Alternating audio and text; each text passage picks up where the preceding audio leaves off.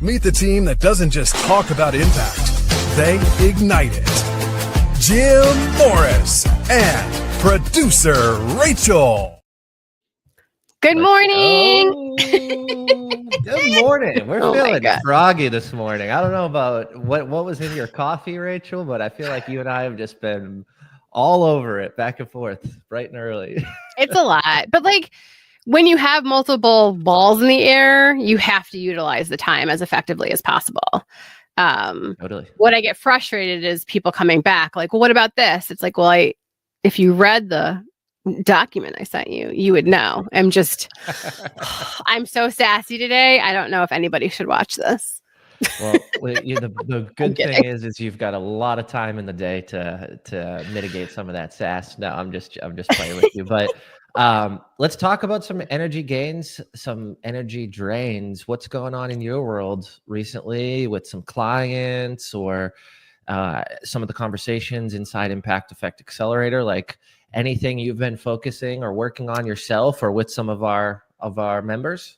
Well, I want to ask you this question because I know, are a visionary, but you're also an executor, right? Like I am, right? We don't just like stuck in like, wouldn't it be great if we did this thing? We are like, great, this would be great to do this thing. This is how we get that done, right? Like you and I are very similar in that way. Mm-hmm.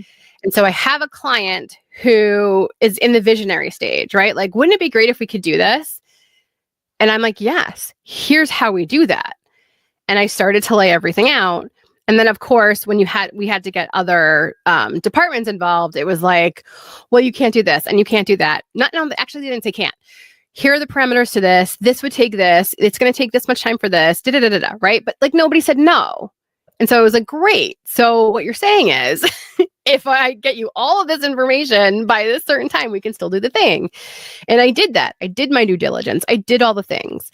And now it's again like, well, this thing. And I guess today I'm really frustrated because as somebody who is the visionary, but also the executor who's done these things with clients before, and I know we can make it happen, but you just come up against, it's not even a roadblock. It's just somebody else's energy who's not like make it happen energy, who is more like, here are the problems instead of focusing on the solutions. So what do people do? Because I know there's other people out there watching this that are either the visionary and the executor that are in a business, maybe more corporate. Maybe you're in a department where you're brought in to like change things, but nobody wants the change because it means they actually have to do something. Yes. What do people like you and I do? Because I don't want to give up on the vision. I know we can make it happen, but at a certain point in time for my own mental health, I have to just be like, well, I think that's exactly the decision that has to be made. And then how do you execute that decision? And what's the path that you're going to navigate down? So, for instance, if nothing's going to change, how long are you going to be able to do what you do best in that situation? I would start to think about that. But also, too, is, I'm always going to go back to human connection is how can you get and rally the folks that you need to? You said energy. Well, what gives those people energy? Clearly, it doesn't taking risk or pushing through the unknown or trying to get to the other side and navigate, some hardships or situations. But how do you get them on your team? And I think that's a level of leadership that is some of the hardest, right? It's rallying the troops. It's, someone believing in your vision and your plan to execute, not just a vision, not just an execution plan. It's that coupling of both, which is why I think it's such a beautiful thing when someone knows how to execute, who is a visionary, right? Because then you don't have these two conflicting kind of opponents, right? Like, because if I'm a visionary and I've got these ideas and I've got this product launch and I've got this solution and this digital suite of products and I've got all these things going on, well, if I hire a team or I outsource it or I put it on a specific department, I still need to understand what it takes to execute so I can hold them to a specific standard, right? And I think, setting those expectations is hard if you don't have that buy-in. So I'm always going to go back to that human connection piece of, hey, let's just jump on a one-on-one phone call. Do you got 10 minutes? And maybe and you bring the energy, the positive energy, the excitement, hey, it's really hard to do what this thing that we're doing or to accomplish this project or to hit the timeline. I know that. Let's identify the threat or the risk. And then I want to work through it. Are you with me? Maybe it's, are you with me on this? Like, shoot me straight here, are you going to let me lead this and I will support you and I will give you the stuff? Or are you just completely out? Are you against this? This is a no-go, like not happening. I think giving those options, it really allows someone to make their own bed and, or close their own coffin in some cases. You know what I mean? Like, so I had that conversation yesterday. I've had someone quit. It turned into a conversation. You know what? This actually isn't what I want to do. And I'm like, I know it's not what you want to do. Like, and we keep pushing the envelope. Like, this isn't working for you either, man. And they're like, you know what? This isn't working. I don't know why I'm fighting this. I'm just going to go find another job. Like, you want to, like, can you give me a week? He's like, I think I'm done. I'm like, all right, we're done. Like, I don't want the week if you're done either, right? That's time, that's money, that's energy. There could be animosity there. There could be frustration. Like, who knows? They could also steal clients. They can steal phone numbers. They can steal CRM lists. That's happened a lot, especially in like the trades industry, like hairstylists and stuff go through that all the time. We're like, no, that's my proprietary information. You can't just take it. So like them leaving right away is probably just the best option. So like yesterday I had realtors, they put their CRM in their brokerage and their brokerage is like, those are our clients. It's like, yeah, you just stole that from me, dude. No. Anyway. Well, you always keep a backup list, right, Jim? If you're smart. Cheers for that, yes. That's not illegal. It's fine. But I think it's going back to that situation is like, how do you just try and broker the relationship as best as possible and get them to match your energy and protect them? I think that's the other piece. A lot of people, they silently navigate through their job, right? We've heard this term silent quitting. We've heard these other terms, mid quitting. I just read an article about someone mid quitting, which means they're just like in the middle of their day, just being done. So they're still showing up, they're still working, but they're mid quitting. So I don't know what these things are. I don't operate this way. I got to learn this stuff, because if this is a trend or if this is a specific, timeline of people operating that way, then I need to know that as a business owner. But I mean, this is reality. The people openly talking about this stuff. Well, and that's how I felt. So I made the phone call yesterday, did that like, hey, I want to get your excitement on board with my excitement. And I thought we were all on the same page, and then just it started to fall apart later in the day. So like, I think for me, I have to learn how to detach. Like, I know it can be executed. I know we can do it. I know the roadblocks that you're saying are roadblocks aren't real. You're just making stuff up now. So like, it's hard for me in my head to be like, I'm going to let go of the oars and just like surrender. And if it doesn't happen, it doesn't happen. When I know in my head, it's possible. It's possible. And like, I can see the final execution of the whole thing. I know we can do it. I've done it before. So that's the hard part now. The difference is, though, when you've done it before and you've been excited about it and you felt good about it, it was your project probably, or your business rather than it was a different team. Yeah. Okay. It was a different team. And it was a team that knew that I was going to do it no matter what. Yeah. Does that make sense? Like, this is a newer client. They don't understand who they're playing with.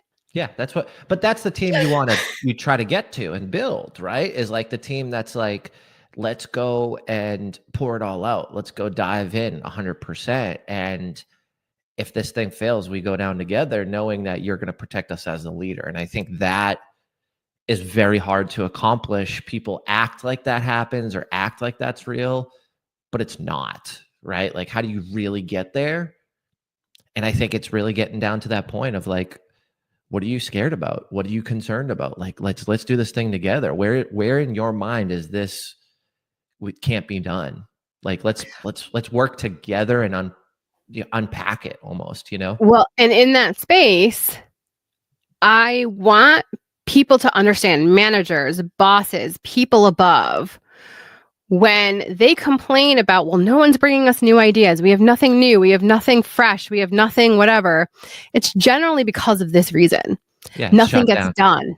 We put so much time and effort into like figuring it all out. How can we execute? How can we make this happen? What are the deliverables? All the things. And then it's like, we can't make that happen. It's like, well, that's why you have nobody pitching you anything new or exciting or like vision forward, is because it always gets shut down.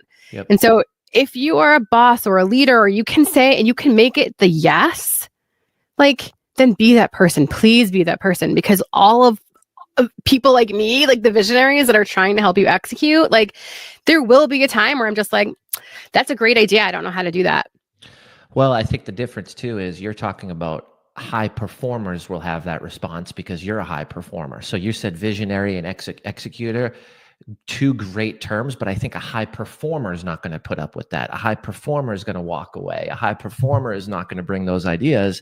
And now you're paying or losing the talent that's needed for the execution. And I think that is the scary part right there, where the high performers start to go, I'm out, I'm done. Like, I came here to speak my mind. I thought I was hired to speak my mind. I thought I was hired to push the envelope. That's what actually I took pride in and took the role, right? Like, I remember back in the day, it was like we implemented this and then it fell off 2 months later.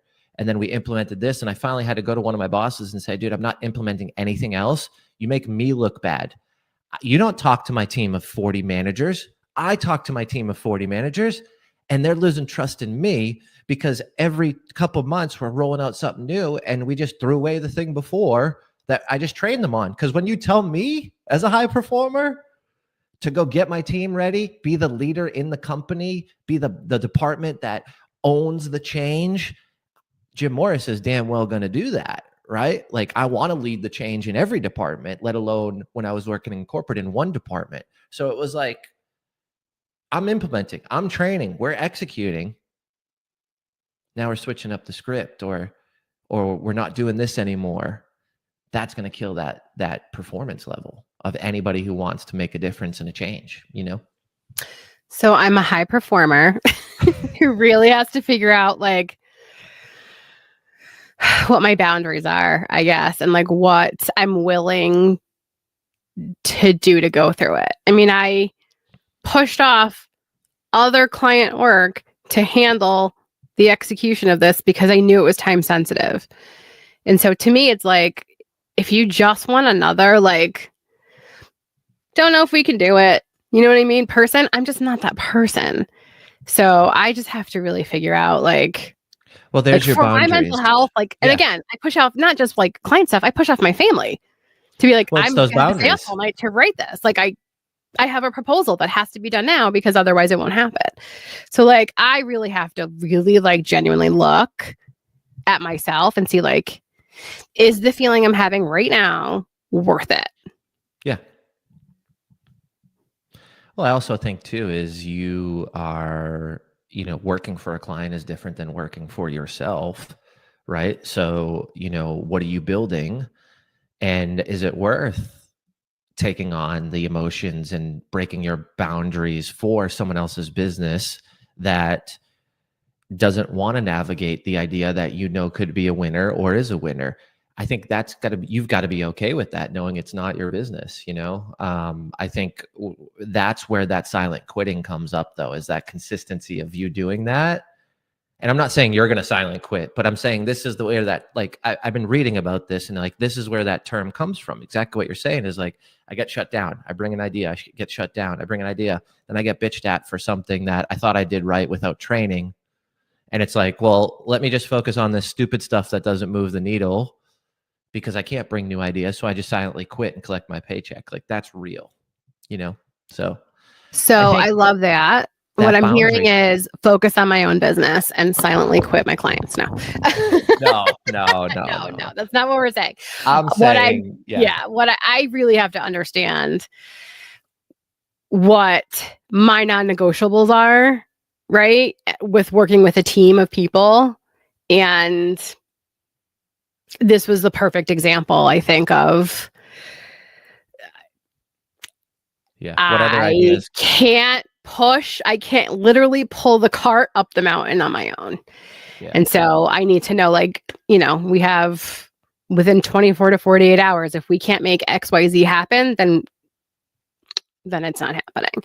Instead of me being the one to be like, I'm going to make it happen like the octopus. I always compared myself when I was back in radio to the octopus, because I was dealing with this team and that team and this team and this team, like, right? Promotions, legal, marketing, sales, the talent, the PD, like literally had my hands in everything to make it all happen.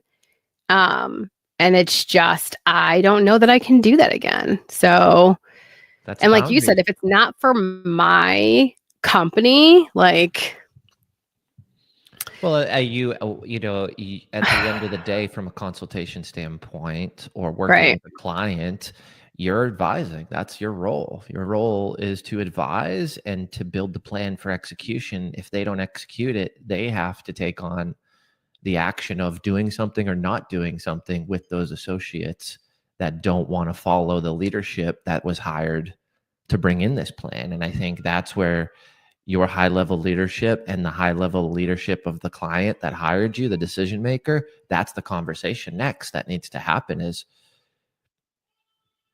this is what I was brought on for. I can't force people to do it. I just was here to advise, bring the strategy, and bring the execution plan. Here it is laid out. It's your decision now. I want to do it. I'm still in. I'm still involved. I'll quarterback it. We'll get everybody rocking and rolling, but it's not happening from my decision. It needs to come down from you. And that's the decision that person gets to make. Okay. So for people watching, what is something that we can give them to do today? If you're in the same space that I am, if you're a high performer, if you're a visionary, if you're an executor, and then maybe you're on a team who doesn't share the same passion that you do, who is not willing to not be with their family to get something done. And I get it. Have those boundaries. That's fine. What advice do we have for them today? Because I need it just as much as they do. Focus on the human connection first. Just try to see what those fears are. Most of the time, I think people aren't willing to take the risk or push the envelope because they're scared to fail. And if they fail, they're going to be terminated. And we never know what's going on in their world. So try to build that relationship and then let that person, if you're the leader, that you believe that you can accomplish this, own that responsibility as much as possible, just to let them know that you're going to protect them. Like this, if this fails, it's on me. It's not on you. But here's the plan. If you don't execute the plan, it's on you. If the plan doesn't work, it's on me. And it's not your fault. I will own it. I think those two things are going to be extremely important. And then at the end of the day, people may just not buy in, right? Like, especially if you're an outside consultant or you're a coach, or, like, they may not buy into that program for whatever reason, no matter who you are or what you say. There could be something else going on internally. So like, that stuff is not necessarily your drama or your worries. Here's the idea. Here's the case study. Here's the execution plan. Here's the people involved that need to do X, Y, and Z. And I'm washing my hands with it. And then if it doesn't happen, can we execute these types of things moving forward? And if the answer is yes, I need an understanding of the timeline. If it's not 48 hours, I can't execute a lot of these plans. Maybe it's a week. Well, now you've got to shift your mindset to a completely different strategy of, well, if it's 5 days or 7 days, we can only do this, and we're leaving all this on the table. And it's just an email that's broken out with no emotion, and it's you being neutral in it, but bringing all the information that you were paid to bring to them based on the situation, based on the scenario, based on the relationships, the execution, and ultimately the vision. So that's where I would land it, in one of those 3 steps. I love that. Like, I needed to hear that so badly. I needed that so badly. Start with people. Yeah, start with people. You needed to hear that. Like, of course, Jim has all the answers. That's why I love talking to you, because I was like, here's my problems. Help me solve them. Which is literally like what we do in Impact Effect Accelerator. We do this all the time. And that's, I think, the beauty of it is, like, let's dive into the real stuff, rather than something that happened to your business 2 months ago. Like, let's move quicker to navigate and cover more in a vast way. So rise and energize. We'll see y'all in the morning. Rise and energize, everybody. Have a good day. Bye.